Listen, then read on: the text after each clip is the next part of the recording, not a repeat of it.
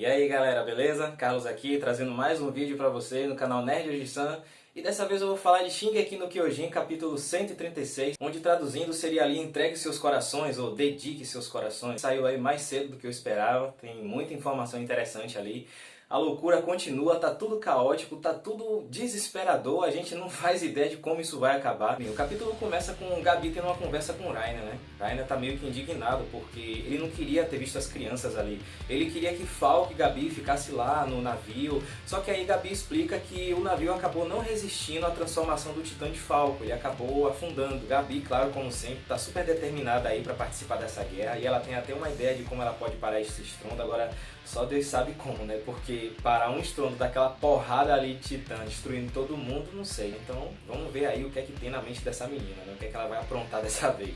O Reiner, ele também reclama com o Falco, né? Porque Falco tinha feito uma promessa pra ele de prometer Gabi, de não deixar ela participar de todo esse caos, de toda essa guerra, de toda essa destruição, que a gente já sabe muito bem que é um ciclo de ódio que aparentemente não tem fim. E ele não quer ver Gabi participar disso, principalmente pelo fato de ela ser uma criança, mas que também ela não cresça em meio a tudo isso. Enquanto isso, a Anne está conversando com Mikasa, né? A princípio ela vai perguntando ali sobre o Armin, ela está demonstrando preocupação. E já foi dado algumas pistas de que ela tem alguns sentimentos amorosos ali pelo Armin, ela meio que está afim dele. Só que aí ela meio que disfarça quando vai perguntar por ele ali, acaba perguntando pela Pieck, só que a Mikasa sacou que na verdade ela estava perguntando ali pelo Armin e responde que ele foi engolido e tal. Aí voltando aqui pro Reiner, a gente também vê ali o Levi, e enquanto o Reiner está contando as coisas que aconteceram, o Levi já tem um plano, né, de dividir ali em dois grupos. Nesse meio tempo a gente percebe, né, que a Mikasa, ela ainda está super preocupada com essa decisão, porque ela acredita na possibilidade de o Eren morrer, claro que ela não quer isso, e isso é algo que pode acabar prejudicando o grupo lá na frente, porque quase todo mundo ali já está praticamente concordando com a mesma ideia de matar o Eren, porque não tem mais jeito, cara. Olha o que aconteceu no capítulo anterior. Se não fosse pelo resgate ali do Titã Pássaro, do Titã Voador, tava todo mundo morto. Todo mundo já está ciente disso. A Mikasa é a única que eu acho que ainda não quer acreditar nessa possibilidade, mas o Connie, o próprio Reiner, o Jin, sabe que não tem outro jeito a não ser matar o Eren para poder acabar com isso tudo. Então no meio de tudo isso, a Gabi ela lembra no momento que deu um tiro na cabeça de Eren, que arrancou a cabeça dele ali. E antes de a cabeça tocar ali no chão, saiu uma coisa ali meio parecido com uma centopeia brilhante da espinha do Eren, que ela acredita que é a fonte do poder dele. Então o plano dela seria fazer com que essa centopeia aparecesse novamente na hora que a nuca do Eren fosse explodida. E nesse meio tempo a cena ela corta para o pessoal que está lá no chão, os soldados, né? São os soldados de Marley. E meio que sem esperar aparece uma galera ali de Eldia, onde por incrível que pareça, assim que o pessoal de Marley consegue identificar que eles são Eldianos, ameaçam atirar em todo mundo. Os Eldianos, claro, eles não ficam parados, né? Eles também levantam as armas e aí fica aquela ameaça de uma troca de tiros onde provavelmente todo mundo sairia dali morto. Quem está liderando esses Eldianos é o pai de Enya, o Leonhardt. Cara, essa cena ela é bastante absurda, porque em meio a todo o caos, em meio a toda a guerra, em meio a toda a destruição, ainda existe aquele ódio absurdo. Por isso que eu coloquei no título o ciclo de ódio que aparentemente não tem fim. Eu não estou naquela expectativa de que todo mundo vai acabar bem, todo mundo vai acabar vivo, vai terminar tudo bonitinho. Eu acho muito difícil isso. Ao ponto que a gente já chegou, já está bem claro que essa é uma situação que não se resolve de uma hora para outra. O ciclo de ódio pode ter fim? Pode, mas não é uma coisa que vai ser resolvida assim num passe de mágica. Claro que, por um outro lado, a gente também tem que compreender um pouco o pensamento das pessoas, né?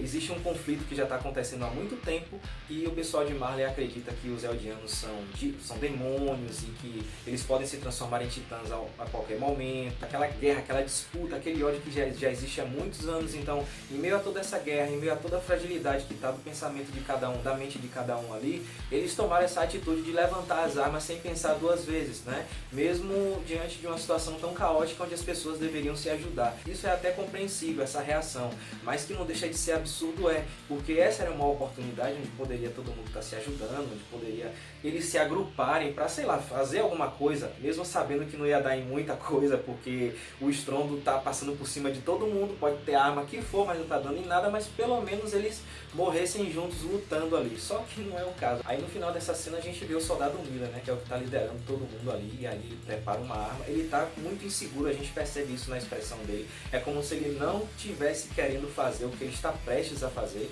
né? E aí mostra no final o olhar do pai de N e desse cara aí. Agora fica aquela coisa, né? Será que o pai de Annie vai morrer sem nem antes ter a oportunidade de ver a filha dele? E aí na próxima página a gente já volta ali para o Titã Voador, que é o foco principal ali desse capítulo. E é mostrado lá no Titã de Eren vários outros titãs preparando uns ataques ali de flecha, que eu achei bem interessante, porque eu não lembro de nenhum titã que tenha um ataque de projéteis, onde esses projéteis são formados pelo seu próprio corpo, né? Aí eu fico pensando se esses projéteis são dos próprios titãs ou o próprio Eren que fabrica aqueles projéteis e aí eles utilizam para atacar. Só um detalhezinho interessante que eu achei interessante mesmo.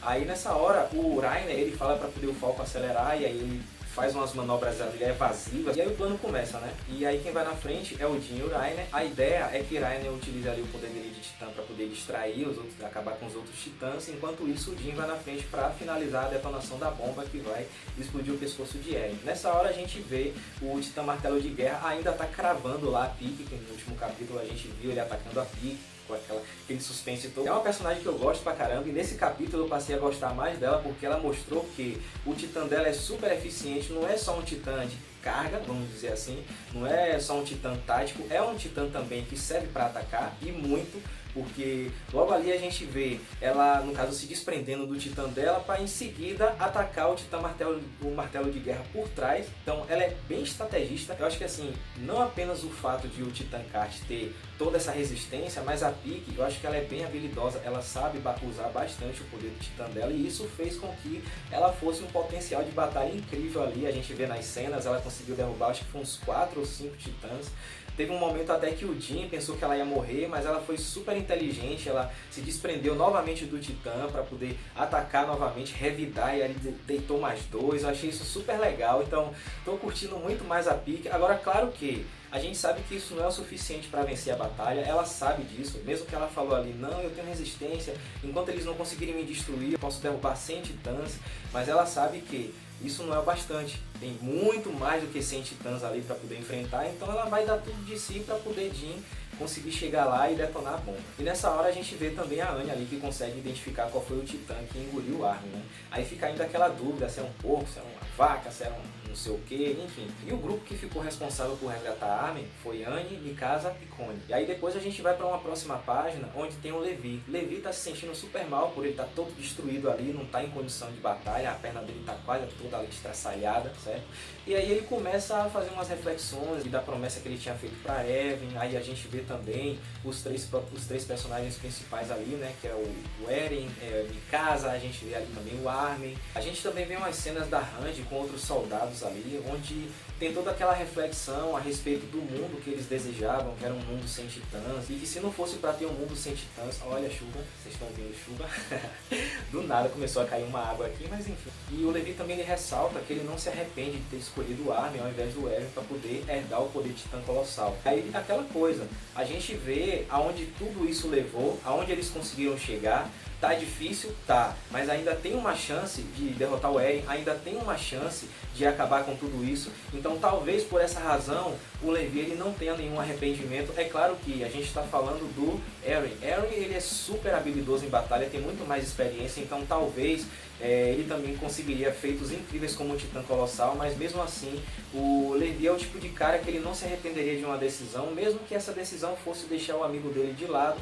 Então ele está acreditando num bem maior, ele tem essa crença de um mundo melhor, onde não existam titãs, porque para ele seria a única alternativa que valeria a pena. Sacrificar tudo isso que ele sacrificou, dedicar o coração dele, assim como outros dedicaram. Isso é onde está a referência do título do capítulo. A gente vai precisar esperar ver o final para realmente concluir se valeu a pena tudo isso, valeu a pena sacrificar tantas pessoas e sacrificar tantos corações em nome de um bem maior. E aí depois a gente vai para uma cena que é uma das que eu achei mais legais, uma das sequências mais legais desse capítulo, que é o trabalho duplo ali de Annie e Mikasa, né? Mikasa tá atacando titãs, Annie também tá dando uma porrada em um monte de titãs ali, e aí Mikasa tá avançando atrás do titã porco, que é onde elas acreditam ali que tá o Armin, e nessa hora a Mikasa ela tá partindo pra cima com tudo. E ela tem uma ajuda da N, certo? Elas fazem uma dupla bem legal ali. Quando a Mikasa tá perto ali de chegar no Titã Porco, aí tem mais 2 titãs que chegam ali pra poder proteger o Titã Porco. E aí depois chega também a N, dá uma bicuda ali, arranca a cabeça do Titã ali, que era um Titã encouraçado. Velho, eu acho que essa cena vai ficar muito legal no anime. Foi uma sequência de ação bem trabalhada ali, os golpes também, os efeitos ali de impacto, de ataque, foi muito bacana, gostei. O enquadramento também tava show. Aí depois, infelizmente, o Titã Porco ele acaba conseguindo escapar, né? Ele tá indo em direção ao Titã de Bertolt, a Anne percebeu isso, e é nessa hora que a cena corta pra o que a gente pode dizer que é a consciência do Armin. A consciência do Armin tá meio confusa, ele a princípio acha que morreu, ele fica naquele desespero tentando acordar a si mesmo, e aí ele começa, vamos dizer assim, desabafar, falando dos seus arrependimentos, da sua fraqueza, da sua falta de atitude, falta de decisão, onde ele tem um poder enorme, poderia ter ajudado várias pessoas, muitas pessoas estavam com expectativa do poder dele, né, da ajuda dele, que herdou o Titã Colossal, e infelizmente ele acabou não conseguindo fazer muito até agora, até o momento que foi engolido, e ele fica naquela insistência, acorde, acorde, você está morto, seu inútil, até que depois ele para, reflete, consegue raciocinar e concluir que de fato ele não está morto. Essa é a conclusão dele. Ele ali dá uma olhada na mão, ele pensa, é areia, e aí acaba descobrindo que ele está, na verdade, nos caminhos. A partir desse momento, ele começa a raciocinar o que é que ele pode fazer, ele precisa fazer alguma coisa, ele sabe que tem que fazer alguma coisa, só que logo depois ele vê quem ali? Ele vê o Zeke. O Zeke que está ali fazendo um castelo de areia, né? E ali já no finalzinho do capítulo eles têm uma conversa rápida, o Zeke olha para ele e fala: oi, amigo do Eren, então você também foi engolido pela Ymir?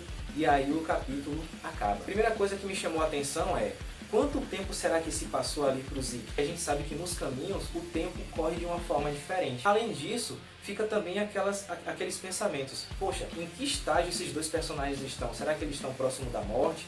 Será que eles realmente estão vivos? Ou eles já morreram e ali a gente está vendo o que pode ser como a manifestação da consciência dele nos caminhos? Não sei. É algo complexo e é algo que realmente vai precisar de um pouco mais de explicação nos próximos capítulos. Outra coisa que eu estou interessado em saber também é: qual é a intenção de Zeke ali? Será que ele tem algum plano? Porque a gente vê que ele está com uma expressão muito abatida, muito desanimada, como se já tivesse desistido de tudo, como se já não tivesse mais capacidade de fazer nada. É como se ele já tivesse certeza de que o Eren e a Ymir estão no controle de tudo e que não tem mais como parar nenhum desses dois. Uma outra coisa também que me chamou a atenção nesse capítulo: a gente continua vendo aquela insegurança da Mikasa, é algo que pode atrapalhar e muito. Eu penso em duas possibilidades. Eu penso na possibilidade de, em algum momento, um momento crucial onde tudo depende dela, ela acabar dando para trás, ela fraquejar, atrapalhar, colocar os planos tudo por terra, principalmente se for num momento onde ela precisa dar o golpe final para matar o Eren. E eu também acredito em outra possibilidade, que é de ela ser a responsável pela morte do Eren, o que seria uma ironia da porra, porque assim, é a melhor amiga, na verdade é uma pessoa que ela tem um sentimento que vai, acredito, além de amizade, também quer proteger ele, e no final das contas, ela, por ela ser uma personagem muito poderosa, ser a única capaz de dar o golpe final para acabar com tudo aquilo, para acabar com o Eren e pôr um ponto final naquela história toda. E aí fica também outra pergunta: se de fato o Eren vai morrer, qual seria o sentido nisso? Será que essa é a última peça que resta nesse quebra-cabeça para resolver esse ciclo de ódio?